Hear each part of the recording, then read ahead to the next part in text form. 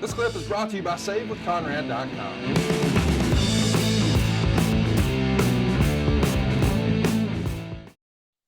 Let's talk about some news and notes as we're talking about the WWF here in the summer of '96.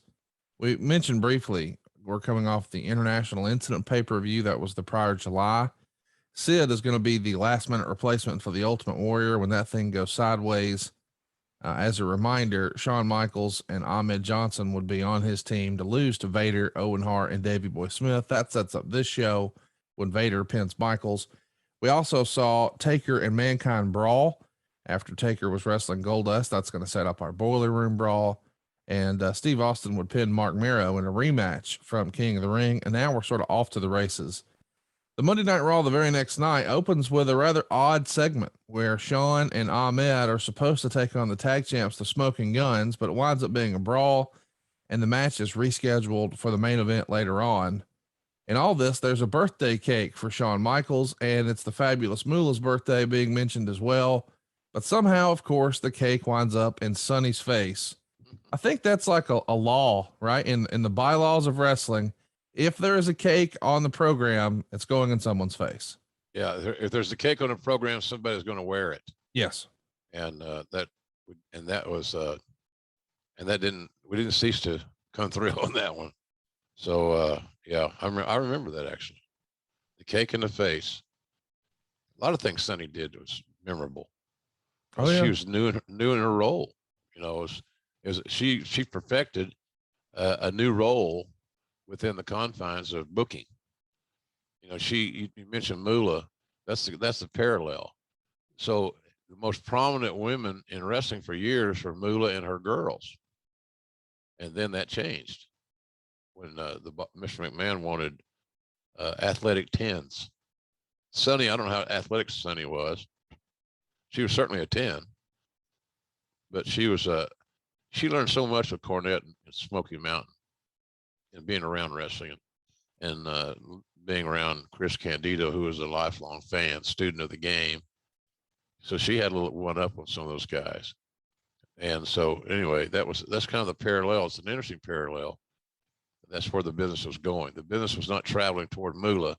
It was traveling away from Moolah and to other women, much like Sonny and others. So and it wasn't about the wrestling, as you could tell. Now, we had some good female wrestlers there that helped those athletic tens, but that just shows you kind of where we were and moving the business forward. It was a time for Sonny and not a time for Moolah. Let's talk about Sonny for a minute. Why do you think Sonny is constantly paired with heel tag teams here? I mean, I know she's a great heel promo, but man, it feels like she's so over with the crowd. And I know it's because she's just attractive and guys are just cheering her because she's good looking. I get that. But wouldn't it have been easier just to make her a baby face, or was she such a good interview or promo that you felt like you just had to put her with a heel? I think that latter is what I would suggest. You know, she was a natural heel, and she was more comfortable executing her persona as a villainess as opposed to being a babyface. So, but I think she was natural in the role. And the other thing too, we have to remember, we traveled a lot of miles since then, and having a heel female valet, there's nothing like since Sensational Sherry was getting that big push and all that exposure. But you know, she was a wrestler. She could take great bumps. I'm not so sure that bump taking was Sonny's forte, even though she did the best she could with it. But she was just a new character, and she's filling a new role. And I think that was all a part of evolution. You know, just getting another one of those changes we've talked about. We're slowly making a change. We're moving away from Moolah and her girls. We're moving to the Marlenas and the Sables and the Sonnies, et cetera, of the world. So I think Sonny felt fit better as a villain, Conrad.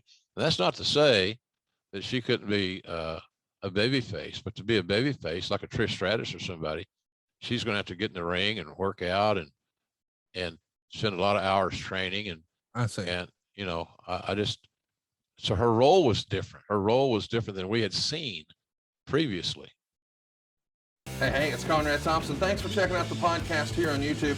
Be sure to hit the subscribe button and the notifications bell so you get a notice anytime we upload some new content. And go save yourself some money right now. If you're in a 30-year loan or you have credit card debt, it's not a matter of if I can save you money. It's a matter of how much. Find out right now for free at savewithconrad.com.